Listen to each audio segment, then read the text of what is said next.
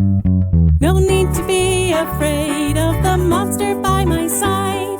He wants to be your friend, and he's really oh so kind. He's learning about the human world and how to get along. So join right in and sing along with me in the Boink Show song. He's Boink. Hey, Boink. Kindness is his way. He's Boink. Hey, Boink. He's got something to say. He's Boink. Hey, Boink. It's time to start the show, so sit right down and listen to the things you need to know.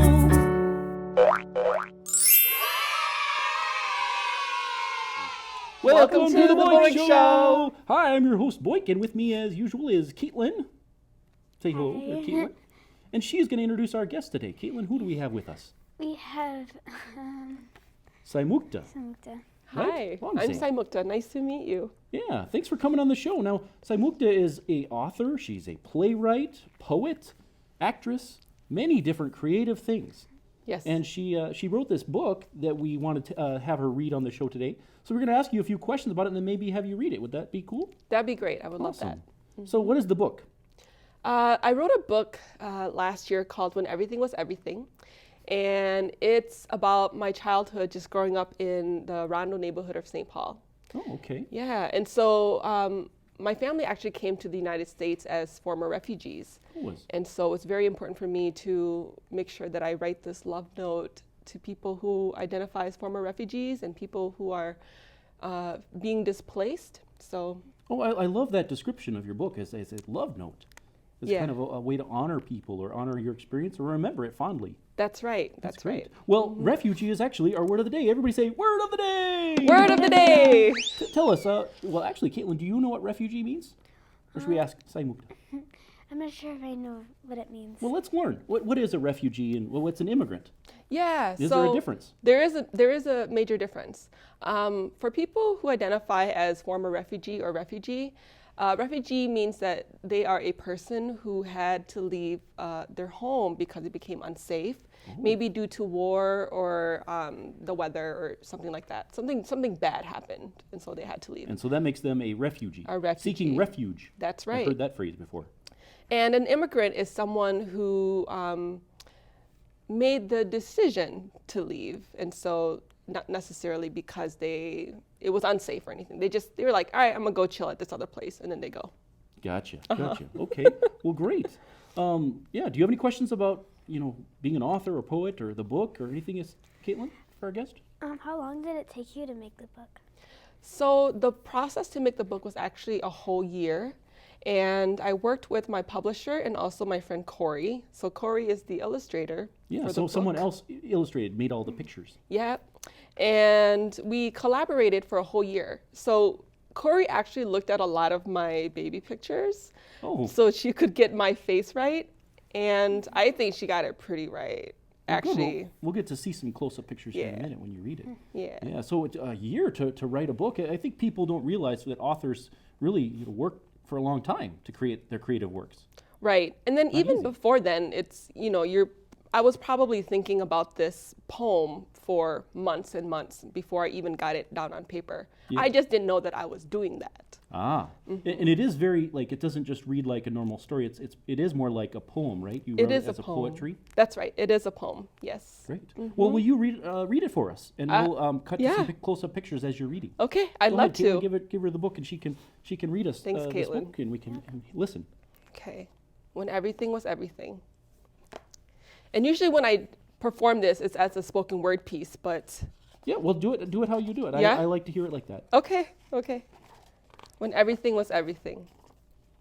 1, food stamps in my pockets, $2 worth of noun laters, green saliva couldn't swallow quick enough, standing nervous, red light on Dale Street, cross a bridge over Highway 94, trekking back to St. Albans, candy wrappers clenched tight, waved goodbye to Tiger Jack. 2, every Friday, Bit opens the screen door and announces, Palmala, Palmala. All afternoon, we've waited. In my father's tan Isuzu truck, we drove to Hudson. Mom buys lottery tickets for her, bags of Funyuns and giant Slurpees for us. Bit likes the blue ones. They stain his tongue so good, he makes a point to show me every time. On the way home, Mom spends imaginary millions in out loud daydreams. Blue lips smiling, Bit tells me that we are like kings in Dad's gold chariots. I agreed. 3, bowl haircuts, red handled scissors. 4, holding my Korean blanket rolled under my arms, Dad carried trash bags, everything we owned, slung over his shoulders. My tiny feet tired from walking 12 blocks to our new home. Stopping every other block, he asks me, Ila, nyangda yuba? Every time, looking up, forcing a smile, doi ipa. 5, 692 North Street, St. Paul. 250 Oxford Street North, St. Paul. 308 North St. Albans, St. Paul. 3634 15th Avenue South, Minneapolis. 1090 York Avenue, St. Paul. 130 Bates Avenue, St. Paul. 6, Mani itun, Bet says. I follow him to his first grade classroom, passing cubbies, watercolor family portraits, and a picture of Jesus Christ. He lifts up the lid of his school desk, number 2 pencils with bite marks, color crayons, and 2 small boxes of sun-made raisins. He hands me one and smiles, showing teeth. 7, I interrupted my class when I walked in, returned from an ESL session. Mr. Smith made everyone read out loud, stopping when they wanted to. No one ever read more than 3 sentences from Charlotte's Web. They giggled and snickered on my turn. That day, I read 2 chapters without stopping to breathe. The snickering, ridiculing, and ESL session stopped after that. 8, I went to Head Start preschool. Bet went to St. Mark's Catholic School. 9, I killed my dad's lawn one summer with my blue plastic pool. Fresh out the bag, Disney underwear and bare-chested, grass blades speckled my feet and ankles, and I watched as a grinning crocodile began to swim, hidden sometimes by the sun's reflection, until a tiny waterfall spilled over the brim. 10, hand-me-down jeans, ripped and dirtied at the knee, working in cucumber fields, picking only the ones as big as my 5-year-old hands or my parents won't get paid. 11, grocery store, pharmacy, welfare office, parent-teacher conference, all are unmaneuverable without my double tongue, looking up to my right, up to my left, an adult mouths moving, and adult ears waiting, listening for everything lost in an 8-year-old's interpretation. 12, carrying a roll of toilet paper in a wrinkled, overused plastic bag, I jumped into my dad's Isuzu. Hiding behind clouds at 3 a.m., the moon can't hear him singing during the hour drive to a Christmas wreath-making factory. Suspended between awake and weary, I felt Mag cupping my face with her sap-dried hands, dirt under her nails, plants kisses before unrolling 6, 8, 10 sheets to blow the dust out of her nose. Her hand rakes my hair and neck, leaving dried flakes of sap, the smell of pine, the residual optimism she still has. 13, the art of haggling with among grandmothers at the farmer's market is not for the meek-minded. They will not give you 50 cents off that bundle of radishes. 14, be the first to line up in front of the food truck before its back door slides up, thundering over the murmurings. Everyone wonders if they'll get a bag of frozen chicken this time, or angel food cake 2 days past the expiration date. I exchange all of my cheeses for boxes of rice with anyone who doesn't look like me. 15, Mrs. Jacqueline traded cassette tapes with Meh every week, Roy Ayers, Sade, and Dolly Parton for Thai singers I only knew by voice. And with you now, everything is everything. That's my book. Beautiful. Thank you. I loved it. Thank you very much. It was really cool. I think, when we read this book at home, we talked about how we saw some similar things, like the candy and walking on the street with our brother or sister, and even like the pool, we're in the backyard. Right. I think we've ruined our grass sometimes with our pools, right? Like a little kiddie pool. Do you remember that, Kaitlyn? Yes. I remember Noah, he fell over the edge and let all Oh, the no, water out. Noah. Yeah. But it's okay. Grass grows. That's It's right. all right. That's right. Yeah. So these fond memories of childhood, but also this tells a unique story. What kind of things in the story did other Asian immigrants or Asian children resonate with that maybe we wouldn't always pick out. Yeah, so... The translation one sticks out to me. Oh, good. That's good. I'm glad you mentioned that because many people who are like me, who came to the United States as young children, felt really connected to the book because growing up, we didn't see a lot of books with our faces on it or books that were about Asian kids overall. And so, okay, Kaitlyn, do you know Scholastic Book Fair Week? Right? You know how like they roll in all these books and it's like cool stuff, stickers, all these things. Yeah, that was like the best week of the school year for me, except every year I never saw books that were about me. And so then I decided to just write one myself. And people who speak Lao or Hmong identify with the book because I made sure that I used Lao language in the book. And I made sure that I didn't italicize or put little asterisks in there with the Lao language because I didn't want people to other my language. Does that make sense? Yeah. Yeah. You mean make it stand out as like point to it? That's different. It's just it was part of it. It's all part of me. That's Yeah. right. It's not different. It's who you are. Exactly. Yep. Yeah. Well, that's beautiful. Thank and you. I love that you just like you saw a need and you rose to meet it and you use your creativity to create something so that you could pass that on to other kids like yourself. Yes, that was definitely the goal. One of my goals as a writer is to fight erasure. And when I talk about erasure... What's erasure? Yeah, what is Yeah, that? when I talk about erasure, I just mean like not always being... Like our stories are not often told. We're not represented or we're either underrepresented or misrepresented in television, in books, in curriculum, in the media, in the arts. And so it's good to make sure that our stories are out there so that people know more about Lao people, know more about immigrants and refugees. Because I think it's just better to just have better understandings of each other. We totally agree on this show, right? And we definitely learned, didn't we? We learned a little bit about somebody who grew up a little differently than us, but then that there's also similarities. Yes. That's great. That's great. Yeah. Well, thanks for coming on the show. We really appreciate it. I love it. Now Thank you for we have having me. one last thing to do. One thing we like to do is laugh a lot and tell jokes. Okay. Does one of you have a joke for today? I do. Okay, Kaitlyn, let's say joke of the day. Ready? 1, 2, 3. Joke of Joke of the day. I'd like to celebrate here. Like, go ahead. What's your joke? Why did the snowman go to the supermarket? Why did the snowman go to the supermarket? So he could pick his nose. So he That's could a pick good his one. nose. Oh my gosh. Because he picked out a carrot, right? Yeah. That's pretty good. I got one similar to that.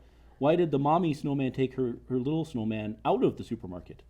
Why? Well, because he was having a total meltdown. That's a good one. That's a Can good you one. relate as a mother? My son has meltdowns all the time. Yeah. That's how it is with kids sometimes. Well, thanks again for coming on. You're welcome. We appreciate it. Thanks for having me. All right. Yeah. Bye, everybody. Bye. Bye. What's a snowman's favorite food? Ice Krispy treats. Knock knock. Who's there? Ach. Achoo! Why are you sneezing?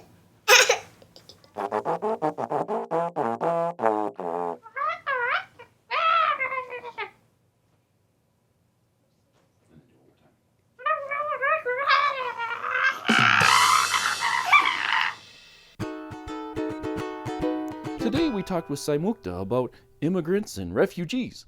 And we're also learning about foster kids. All of these things mean that someone has left their home for one reason or another.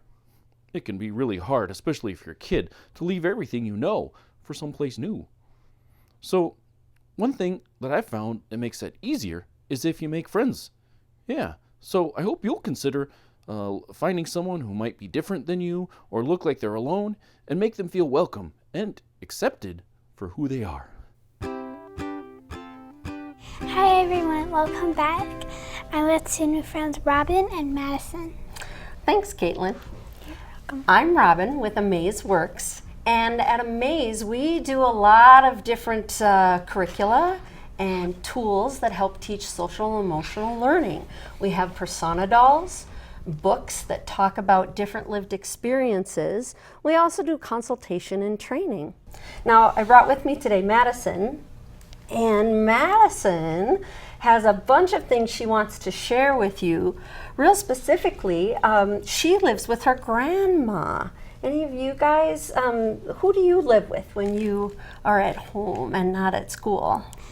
I live with my mom, dad, and then my siblings, Oh. Avery and Noah.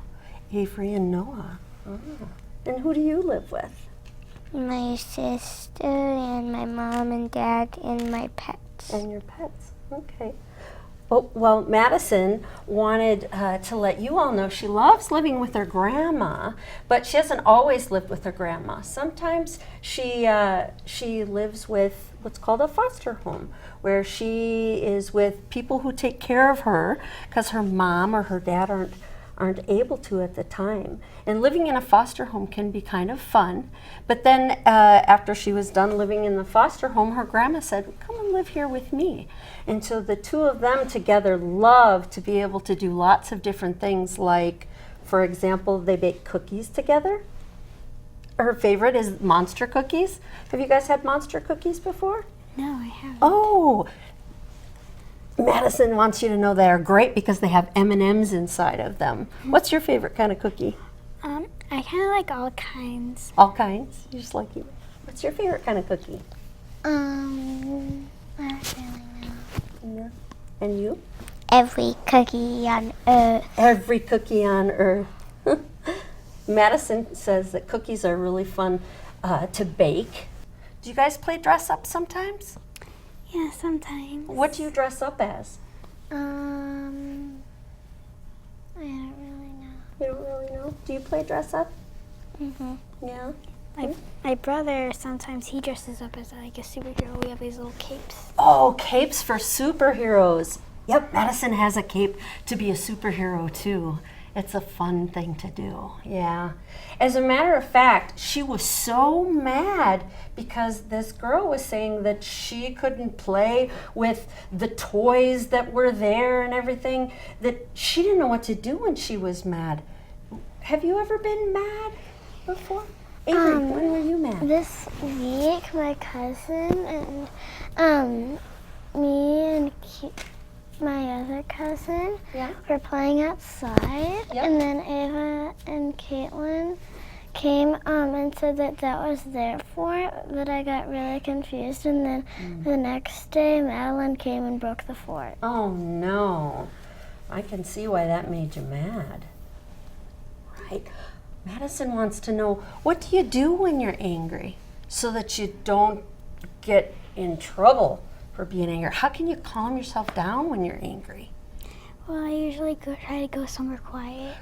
Go somewhere quiet. That's a good idea. What do you do, Avery? I fix it. You fix the thing that got broken? Did that help you feel better? Oh, good. What do you do when you're frustrated? I go to a pillow and I put my face on it. You go to a pillow and you put your face on it? Do you scream into the pillow? Sometimes. Sometimes. Oh, Madison says she's done that before too. It's fun. Helps you get your anger and frustrations out, huh? Yeah, it's really fun to do that. Yep. Well, there's lots of different emotions that we all go through, sometimes happy, sometimes sad. And one of the things that makes Madison happy is when she can read books with people and learn about the different ways that they handle the things that are going on in their lives. In Big Bob, Little Bob, when we were reading it, Big Bob stood up for Little Bob and said, you know what? We can play with whatever kind of toys we want to play with, whether it's dress up or playing with trucks and things like that.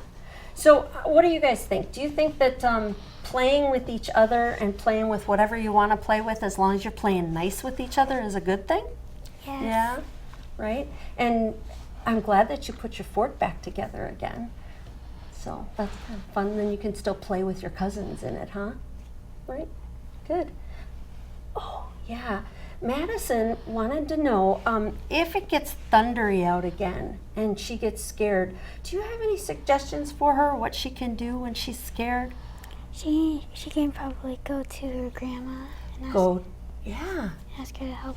Ask her, yeah. Tell an adult if you're feeling a certain way and tell her that she's scared, and grandma will probably help. Do you think that would work? Yeah. Okay. Anything else you think she should do if she's scared? She can read a book and turn a light on. That's a good idea. She could read a book, turn a light on. You guys are really good at helping people. Madison and I really thank you for talking with us today. Well, that's it for today's show, everybody. Did you guys have a good time? That was a pretty good show, right? Yeah. Even Squeedle liked it down there. Well, anyways, thanks for watching the show. We appreciate everything you do. We appreciate Egan Community Television for hosting our show. You can watch us online at iamboink.com or Egan TV. We've got the website down here. So, everybody, say bye to our friends in the audience. Bye!